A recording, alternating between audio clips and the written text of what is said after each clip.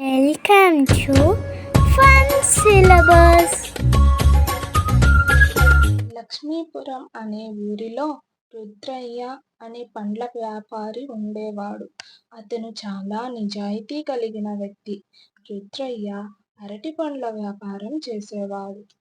గ్రామస్తులు అతన్ని దొంగతనంగా అరటి పండ్లు తీసుకొని మోసం చేసేవాడు.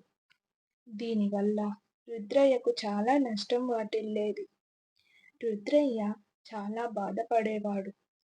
గ్రామస్తులు ఒకరోజు రుద్రయ్య నిజాయితీని పరీక్షించాలనుకున్నారు.